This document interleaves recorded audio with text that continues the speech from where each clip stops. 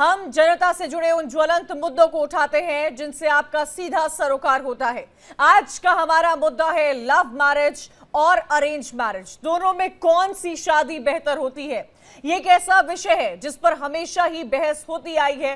Arrange marriage अभी भी हमारी संस्कृति का एक बहुत बड़ा हिस्सा है।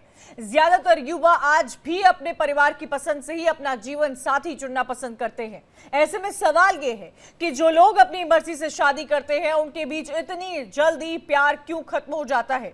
इस बात में कोई दो राय नहीं है कि शादी हमारे समाज का एक अहम हिस्सा है जो न केवल लोगों को एक साथ लाता है बल्कि धार्मिक रूप से दो परिवारों को एक बंधन में भी बांधता है। यही वजह है कि सदियों से शादी जैसे पवित्र रिश्ते की सभी रस्में और परंपराओं का पालन किया जा रहा है। वो बात अलग है कि भारत में अब भी परिवारों ने अरेंज मैरिज की अवधारणा को अपनाया हुआ है, जिसके पीछे ही सबसे बड़ी वजह लव मैरिज का ज्यादातर असफल होना है। धार्मिक विवाद, सांस्कृतिक मतभेद, परिवारों की असहमति और अन्य महत्वपूर्ण मामलों के कारण भारत में बहुत कम लोग प्रेम विवाह करने का विकल्प चुनते हैं। पारिवारिक दबाव की वजह से भी प्रेम विवाह करने का दमखम दिखा नहीं पाते हैं। परिवार के खिलाफ जाकर जो लोग शादी कर भी लेते हैं उनके बीच दूसरी तरह के मसले जन्म लेने लगते हैं, जिसकी वजह से भी उनका रिश्ता कमजोर पड़ने लगता है। और इन्हीं तमाम मुद्दों पर चर्चा करेंगे, जानेंगे, समझेंगे कि लव मैरिज और अरेंज मैरिज में क्या बेहतर है। बहुत बड़ा पैनल हमारे साथ बैठेगा। कोई व्यक्ति लव मैरिज करता है तो उसके दिमाग में ये फिक्स रहता है कि सामने वाला जिससे हम शादी कर रहे हैं उसके बारे में हम सब कुछ जानते हैं, वो हमारे बारे में सब कुछ जानता है। हम दोनों के बीच में कंपैटिबिलिटी है, हम एक दूसरे को अपनी बात बिना कहे भी समझा सकते हैं। और जहाँ अरेंज मैरिज होती है वहां पे लोगों को शादी के बाद एक दूसरे को जानने का मौका मिलता है। और जब कई बार ऐसा नया व्यक्तित्व का चेहरा आता है, उनका नया कोई मोड़ आता है, उनको लगता है कि अरे ये तो हमें पता ही नहीं था, तो उसके अंदर दुख या हर्ट फीलिंग जो है वो ज्यादा हो जाती है। ऐसा नहीं है कि कोई भी अगर शादी है उसके अंदर एक दूसरे के साथ समय बिताना, एक दूसरे के लिए थोड़ा सा कॉम्प्रोमाइज करना, एक दूसरे के लिए कहीं पे कोई जो सामने कह रहा है उसकी बात मानना, ये दोनों ही शादी में बहुत ज्यादा जरूरी है। कोई भी शादी हो, जब तक आप अपने इमोशंस उनके अंदर इन्वेस्ट नहीं करेंगे, जब तक आप अपना टाइम उसके अंदर इन्वेस्ट नहीं करेंगे, जब तक आप अपना कुछ उसके अंदर इनपुट नहीं डालेंगे, कोई भी मैरिज सक्सेसफुल नहीं रहती। आज जब शादी जैसे बंधन एक ट्रायल ऑन टेस्ट बन चुके हैं कि जब तक हम ट्रायल नहीं करेंगे, जब तक हम टेस्ट नहीं करेंगे, हम पहले लिव इन में रहेंगे उसके बाद हम शादी का सोचेंगे। तो ये एक ऐसी एक परंपरा बन चुकी है जहां पे आप एक नहीं बल्कि कई ट्रायल टेस्ट करते हैं, और जब आप दूसरे संबंधों में जाते हैं, तीसरे संबंधों में जाते हैं, तो आप एक तुलनात्मक अध्ययन शुरू कर देते हैं अपनी जिंदगी, जिसको आपको जीना चाहिए, जिसको आपको परिस्थितियों के हिसाब से जीना चाहिए। आप उसमें तुलनात्मक अध्ययन करते हैं, तुलनात्मक रूप से जिंदगियां देखते हैं, और नतीजतन जो आज हो रहे हैं, कभी कहीं पति ने पत्नी की हत्या की, कहीं पति ने पत्नी की हत्या की, कहीं पत्नी ने बॉयफ्रेंड के साथ मिलकर पति की हत्या कर दी। शादी चाहे लव मैरिज हो चाहे अरेंज मैरिज हो, आज की डेट में देखा जाए तो शादी इस उम्र में हो रही है कि तब तक लड़कियां जरूर किसी न किसी अफेयर में, मैं सारी लड़कियों को नहीं बोल रही हूँ, कुछ लड़कियां अफेयर में हो जा रही हैं और उसके बाद माता पिता के प्रेशर में आके वो किसी से शादी कर ले रही हैं। रीज़न ये है कि लड़कियां बहुत भावनात्मक होती हैं, अब उनका पहला प्यार से भावनाएं हट नहीं रही हैं और वही घटनाएं आज की डेट में देखा जाए तो अरेंज मैरिज होने के बाद कारित हो रही हैं। लव है, आप किसी से प्यार करते हैं तो उससे शादी कर लें। अब क्या कि आप लव किसी से करते हैं, आप फैमिली के प्रेशर में किसी से शादी कर लिया और फिर वो लड़का भी कॉल कर रहा है, आप उससे भी बात कर रहे हैं और पति को धोखा दे रहे हैं, और जैसे जिस तरीके का भी ड्रम वाला केस आया, सारी चीज़ें आई, तो ये गलत है। अगर आपको किसी से प्यार है, चीज़ें है, अगर लव है तो आप उससे शादी कर ले। ऐसा नहीं कि आपको लव है, आप अरेंज मैरिज में भी इंटरेस्ट है और लव मैरिज में इंटरेस्ट है। अरेंज मैरिज ज़्यादा बेटर है क्योंकि घर वाले कराते हैं, फिर उसमें घर वाले इन्वॉल्व होते हैं। बट लव मैरिज में हम अपनी मर्जी से शादी कर लेते हैं, उसमें कोई इन्वॉल्व नहीं होता है। इसलिए अरेंज मैरिज करिए और सोच समझ के करिए। उस इंसान को आप अरेंज मैरिज जो होती है, जो हम लोग के घर में होता है, अरेंज मैरिज हो रहा है तो घर वाले मिलवाते हैं अपने हैंड से कि नहीं, मिल लो, बात कर लो, कैसा है कैसा नहीं है। आप कुछ दिन में जान सकते हो वो इंसान कैसा है। अगर अरेंज मैरिज करते हैं तो लड़की की पूरी सहमति होनी चाहिए, लड़के के पास्ट के बारे में पूरी जानकारी होनी चाहिए कि क्या है क्या नहीं है। और एक तरफ देखते हैं लव मैरिज करनी है तो पर अगर लड़की को जो पसंद है उसके साथ करनी चाहिए, जो कि आजकल जो घटनाएं हो रही हैं इन घटनाओं पर रोकथाम लग सके। अब देखा है अभी मुस्कान का केस हुआ था तो लव मैरिज थी उसकी, लेकिन पीछे का बैकग्राउंड कुछ पता नहीं था, तो इसलिए ये सारे केसेस सामने आ रहे हैं। अरेंज मैरिज अच्छी होती है क्योंकि उसमें माँ बाप का भी साथ होता है, भाइयों का साथ होता है, 4 से 10 20 50 लोग होते हैं, उनका भी साथ होता है। और लव मैरिज में किसी का साथ नहीं है, किसी को मालूम भी नहीं है। लव मैरिज कर ली, चले गए और भोज के हादसा हो रहे हैं कि लड़का मार दिया कि लड़की मार दी। लड़की पे डिपेंड करता है फिर लड़की पे डिपेंड करता है। इफ़ वो किसी और के साथ रिलेशन में है तो फिर उसकी लव मैरिज होनी चाहिए। एंड इफ़ आप अगर अरेंज मैरिज कर रहे हैं तो पहले बैकग्राउंड दिखना चाहिए लड़की का। इफ़ वो किसी के साथ रिलेशन में है तो फिर उनकी लव मैरिज होनी चाहिए, क्योंकि आप देख रहे हैं कि बहुत सारे केसेस आ रहे हैं, जैसे न्यूज़ में बहुत आ रहे हैं, बहुत सारी घटनाएं घट रही हैं। मतलब मन से शादी होनी चाहिए जिसकी भी कर।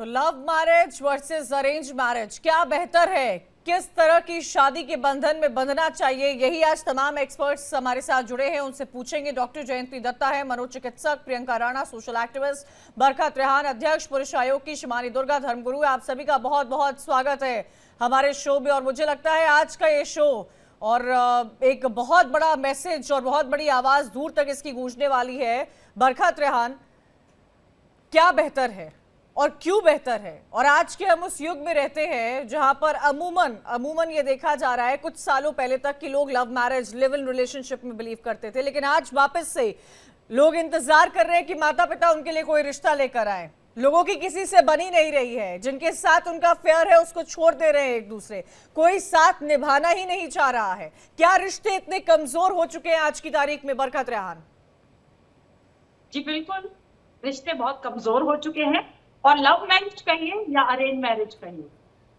कोई भी नहीं चल रही है। डाइवोर्स रेट बढ़ते जा रहे हैं, आंकड़े भयावह है, फैमिली कोर्ट्स भरे हुए हैं इन्हीं झगड़े लड़ाइयों से। आज 5 करोड़ से भी ज्यादा केसेस पेंडिंग है कोर्ट्स में, जिसमें मेजर फैमिली इश्यूज के केसेस हैं। ये जो बहुत मैरिटल डिस्कॉर्ड के केसेस है, जो कि शादी ब्याह में लड़ाई झगड़ा। तो दिक्कत यहाँ पे ये है कि हम जो ये शादी नाम की संस्था उसे तो खत्म कर चुके हैं, उस पर कौन सा विश्वास रह गया है? कितने सारे अफेयर्स होते हैं पता ही नहीं होता। शादी के बंधन में बंधने के बाद खुलासे होते हैं। अब खुलासे के बाद कुछ देर बंदा सोचता है कि एक्सेप्टेंस करते चलाते हैं किसी तरीके, लेकिन अब तो देखिए 6 महीने 1 दिन 2 दिन की शादी में मर्डर हो रहे हैं, 6 महीने की शादी में मर्डर हो रहा है, 25 दिन की शादी में मर्डर हो रहा है, 10 दिन की शादी में मुंह दिखाई की रकम से मर्डर हो रहा है। तो मतलब इतनी ज्यादा उलझने हैं, रिश्ते में प्यार नहीं है, विश्वास नहीं है, एक दूसरे का साथ नहीं चाहिए, सिर्फ पैसा पैसा पैसा। ये जो होड़ लगी हुई है, वो शादी भी एक बिजनेस बन गया है। मैं ऐसी लड़कियों को भी जानती हूँ जिन्होंने 17 शादी की, लहंगा भी नहीं बदला, हर बार एलिमनी भी, और मुंबई में बढ़िया शानदार घर ले लिया। तो ये एक फ्लरिशिंग बिजनेस है। मैरिजेस जो पहले एक सेक्रेट बॉन्ड हुआ करती थी, जो सप्त फेरे होते थे, जहां सप्त फेरों में ये बताया जाता था कि एक दूसरे का साथ ऐसे देना है, आज वो सप्त फेरे नहीं रह गए। आज सिर्फ बिग फैट मैरिजेस होती है जिसमें दिखाया जाता है कि हम कितने बरकत रेहान, big fat Indian wedding, big fat marriages ही बिग फैट इंडियन वेडिंग के नाम से जाना जाता है। और डॉक्टर जयंती दत्ता, मुझे एक कॉम्प्लेक्सिटी समझाइएगा ह्यूमंस की। Marriage is a sentiment, marriage एक इमोशन होता है। और अब आज जब मैरिज की बात हो रही है तो मुझे अपनी मैरिज का टाइम याद आ रहा है, जब एक अलग वाइब होती है, मैरिज की शॉपिंग, फैमिली का इन्वॉल्वमेंट, कपड़े खरीदना, ज्वेलरी खरीदना, तैयारी करना, फोटोग्राफर्स, एक बड़ा, मुझे लगता है जीवन में अपने से एक जीवन जो लोगों को मिलता है उसमें जिंदगी की सारी जमा पूंजी माँ बाप शादी में लगा देते हैं। लेकिन उस शादी का क्या निष्कर्ष निकलता है जब इस तरह की खबरें सामने आती हैं डॉक्टर जयंती दत्ता? तो दुख होता है, तकलीफ होती है। एक व्यक्ति के पास हमेशा विकल्प होता है ना कहने का, सेपरेट होने का, डाइवोर्स लेने का, फिर इस तरह की जघन्य अपराध को अंजाम क्यों देना? इतने कॉम्प्लेक्स हो चुके हैं क्या ह्यूमन माइंड्स? मैं स्टार्ट करूंगी। हाल ही में किसी टीवी पैनल में मैं बात कर रही थी, one of the renowned influencer, very young girl, her concept of marriage was तू नहीं तो और सही। एक के साथ अगर दिल आ रहा है, थोड़े दिन चला लेते हैं उसके साथ, अगर उसके साथ नहीं निभती है तो दूसरा, मैंने कहा दूसरे के साथ नहीं निभी तो तीसरा। Ma'am, there is no possibility of boys. देखिए, हमारे इंडिया में मैरिजेस सिर्फ सेक्स के लिए या पैसों के लिए नहीं होती थी। There was a sanctity, responsibility होती है। अरेंज मैरिज में क्या होता था, दो फैमिलीज पहले छानबीन कर लेती थी कि क्या खामियां हैं, क्या रिस्क पैटर्न है, और सहमति से दोनों खड़े हो जाते थे दोनों तरफ से। एक उकसाता नहीं था कि तेरा हस्बैंड जो है कितना पैसा लाता है, तेरे को देता है। I am talking about my experience from Patiala house, sitting in the legal itself for 5 years। And वहाँ पे दो बंदों की बात नहीं होती है। दो फैमिली जब ये सोचते हैं कि ये दोनों मिलजुल के नया एक चैप्टर अपनी जिंदगी का चला ले, तो वो मैरिज टिक जाती है, क्योंकि आप एक दूसरे को समझने लगते हो। आपको हाथ पकड़ने के लिए, आपको सपोर्ट देने के लिए सामने आ जाते हैं लोग, आपको बहकाने के लिए नहीं आते। आज वो युग है जहाँ पे most of the cases I am handling for marital Discord. अगर तो लड़की कामकाजी है तो उसके पेरेंट्स उसको उकसाते रहते हैं, अरे वो बंदा तेरे को सैलरी लाके देता है या नहीं लेता है। बिल्कुल, यानी कि डॉक्टर जयंती, हर तरह की इंडिपेंडेंस आज लोग देख रहे हैं, और सिर्फ लड़कियां ही नहीं, आजकल लड़के भी ये देखते हैं कि लड़की फाइनेंशियली इंडिपेंडेंट है या नहीं। आवा सिंह हमारे साथ वरिष्ठ वकील जुड़ी हुई हैं, उनका मैं रुख करना चाहूंगी और मैं समझना चाहूंगी आवा सिंह जी आपसे कि किस तरह के केसेस मैम आपके पास आते हैं, और आज की तारीख में जो हम देख रहे हैं love marriage versus arrange marriage, क्या दोनों ही मैरिज में प्रॉब्लम्स आती हैं? क्या दोनों ही मैरिज में शादियां चल नहीं रही हैं? एक वो वक्त हुआ करता था हमारे पेरेंट्स का, वो वक्त जहां शादियां 40, 50, 60 साल, एक व्यक्ति चला भी जाए तो दूसरा इसी तरह रहता था, वो लंबे समय तक चलती गई। और आज का वक्त वो है कि शादी के कुछ दिन नहीं बीतते हैं कि सेपरेशन हो जाता है, डाइवोर्स हो जाता है, या फिर मर्डर हो जाता है। देखिए, अगर सेपरेशन हो जाए, डिवोर्स हो जाए तो कोई गलत काम नहीं है, क्योंकि कानून में उसका प्रावधान है। लेकिन आप अगर मर्डर कर रहे हैं, हीनस ऑफेंस कर रहे हैं, तो वो गैर कानूनी है, और उसमें कानून अपना काम करेगा। जैसे कि हम लोग मेघालय के केस की बात देख रहे हैं, तो अगर सोनम ने अपने पति की इतने बीभत्स रूप से, हीनस रूप से हत्या करी है, तो उनको आजीवन कारावास या फांसी दिया जाना चाहिए। लेकिन ये बात जरूर है कि आज जो है, जैसी शादी हो रही है, 6 महीने 8 महीने में भी शादियां टूट रही है। मुझे लगता है एक कारण है इसका इकोनॉमिक इंडिपेंडेंस, क्योंकि महिलाएं जो पहले डोमेस्टिक वायलेंस का शिकार थी, टॉर्चर का शिकार थी, डाउरी का शिकार थी, अब वो सहना नहीं चाहती, और सही भी है, उनको सहना भी नहीं चाहिए। शादी एक बराबरी की होती है, और मुझे लगता है कि अगर इस केसेस में महिलाएं डिवोर्स ले रही हैं तो कोई गलत नहीं है।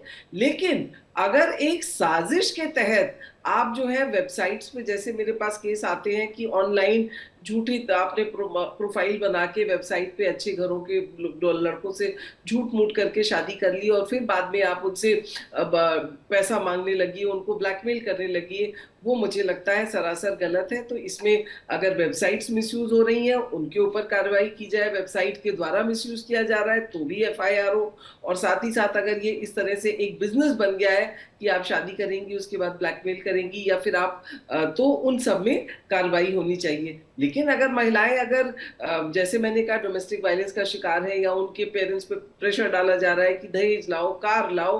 अभी देखिए, पुणे में एक वैशाली हागवने ने सुसाइड कर लिया, क्योंकि उनकी लव मैरिज थी, तो भी उनको मारा पीटा जा रहा था, उनसे कहा जा रहा था कि आप दहेज लेके आइए और पैसा लाइए, हमको फ्लैट खरीदना है। आपको जान के हैरानी होगी कि अभी भी हर साल NCRB के आंकड़े कहते हैं करीब 6400 मैरिड वुमेन जला के मार दी जाती हैं, क्योंकि डाउरी के लिए।